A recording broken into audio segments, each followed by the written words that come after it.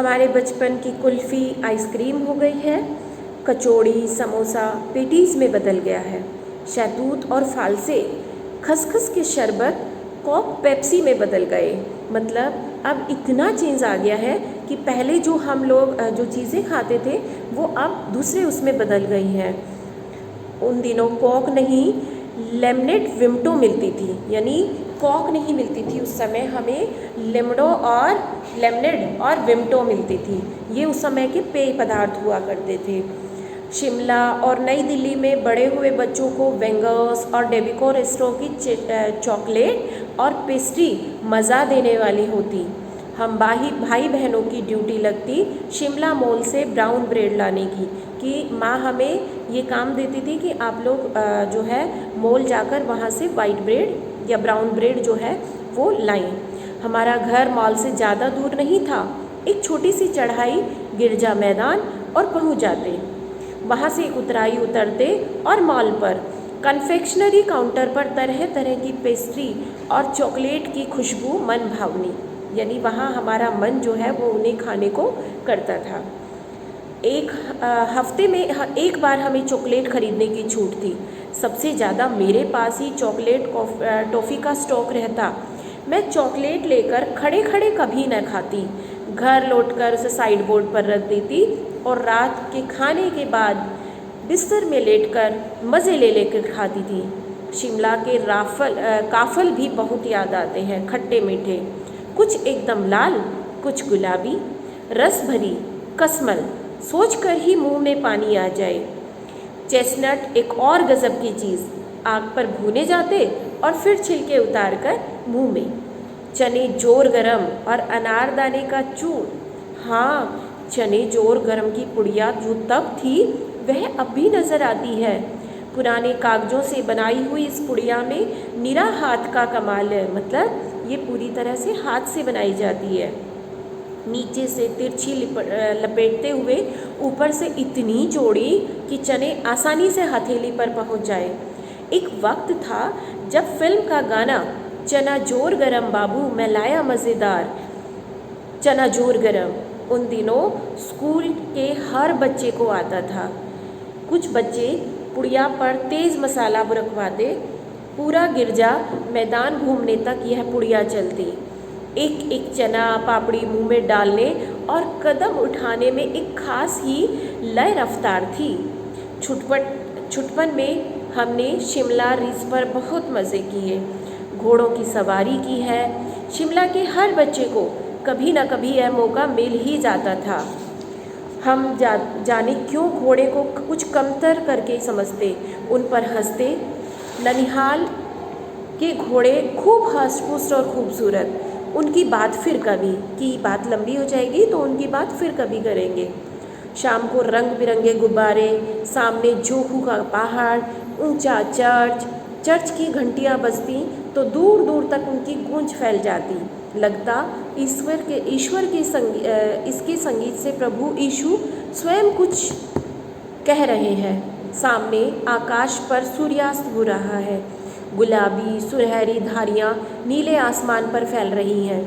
दूर दूर फैले पहाड़ों के मुखड़े गहराने लगे और देखते देखते बत्तियाँ टिमटिमाने लगी कि कैसे अचानक जो है धीरे धीरे शाम के समय से और रात का समय हो गया। रिज पर की रौनक और माल की दुकानों की चमक के भी क्या कहने। स्कैंडल पॉइंट की भीड़ से उबरता कोलाहल। सरवर स्कैंडल पॉइंट के ठीक सामने उन दिनों एक दुकान हुआ करती थी जिसके शोरूम में शिमला कालका ट्रेन का मॉडल बना था। इसकी पटरियाँ, उस पर खड़ी छोटे छोटे डिब्बे वाली ट्रेन, एक और लाल टीन का छत वाला स्टेशन और सामने सिग्नल देता खंबा, थोड़ी थोड़ी दूर पर बनी सुरंगें। पिछली सदी में तेज़ रफ्तार वाली गाड़ी वही थी। अब तो आपने देखा होगा बहुत सारी गाड़ियाँ हैं जिनकी बहुत तेज़ रफ्तार है, बट उस समय ये जो कालका वाली जो ट्रेन थी यही इसी की रफ्तार जो है वो सबसे तेज़ थी। दिल्ली में जब भी इसकी पटरियाँ, उस पर खड़ी छोटे छोटे डिब्बे वाली ट्रेन और वहाँ पर एक स्टेशन जो सिग्नल देता हुआ जो खंबा है और उसके साथ में थोड़ी थोड़ी दूर बनी हुई सुरंगें भी थी। पिछली सदी में तेज़ रफ्तार वाली गाड़ी वही थी। कभी कभी हवाई जहाज़ भी देखने को मिलते। दिल्ली में जब भी उनकी आवाज़ आती, बच्चे उन्हें देखने बाहर दौड़ते। दिखता एक भारी भरकम पक्षी उड़ा जा रहा है पंख फैलाकर, यह देखो, और वह गायब। उसकी स्पीड ही इतनी तेज़ होती। हाँ, गाड़ी के मॉडल वाली दुकान के साथ एक और ऐसी दुकान थी जो मुझे कभी नहीं भूलती। वह दुकान थी जहाँ मेरा पहला चश्मा बना था। वहाँ आँखों के डॉक्टर एक अंग्रेज़ थे। शुरू में चश्मा लगाना बड़ा अटपटा लगता। छोटे बड़े मेरे चेहरे की ओर देखते और कहते, आँखों में कुछ तकलीफ़ है? इस उम्र में ऐनक? दूध पिया करो। मैं डॉक्टर साहिब को कहा दोहरा देती, कुछ देर पहनोगी तो ऐनक उतर जाएगी। वैसे डॉक्टर साहिब ने पूरा आश्वासन दिया था, लेकिन चश्मा तो अब तक नहीं उतरा। नंबर बस कम ही होता चल रहा है। मैं अपने आप इसकी जिम्मेवार हूँ। जब आप दिन की रोशनी को छोड़कर रात में टेबल लैंप के सामने काम करेंगी तो इसके अलावा और क्या होगा? इसका मतलब कि जो कृष्णा जी है वो दिन में काम कम करती हैं पढ़ाई लिखाई का, और रात में वो उसमें ज़्यादा करती हैं। हाँ, जब पहली बार मैंने चश्मा लगाया तो मेरे एक चचेरे भाई ने मुझे छेड़ा, देखो देखो कैसी लग रही है। आँख पर चश्मा लगाया ताकि सूझे दूर की, यह नहीं लड़की को मालूम सूरत बनी लंगूर की। मैं खींची कि मुझ पर क्यों दोहराया जा रहा है यह, पर शेर बुरा न था। जब वह चाय पीकर चले गए तो मैं अपने कमरे में जाकर आईने के सामने खड़ी हो गई और कई बार अपने आप को देखा। ऐनक उतारी, फिर पहनी, फिर उतारी, देखती रही। सूरत बनी लंगूर की नहीं, हाँ, मैंने अपने छोटे भाई का टोपा उठाकर सिर पर रख लिया। कुछ अजीब लगा, अच्छा भी और मजाकिया भी। तब की बात थी। अब तो चेहरे के साथ घुल मिल गया है चश्मा। जब कभी उतरा हुआ होता है तो चेहरा खाली खाली लगने लगता है।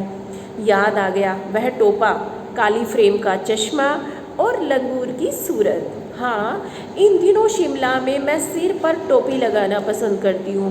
मैंने कई रंग की जमा कर ली है, कहाँ दुपट्टों का ओढ़ना और कहाँ सहल सुभीते वाली हिमाचली टोपियाँ। तो बच्चों, ये था हमारा आज का चैप्टर जिसका नाम था बचपन।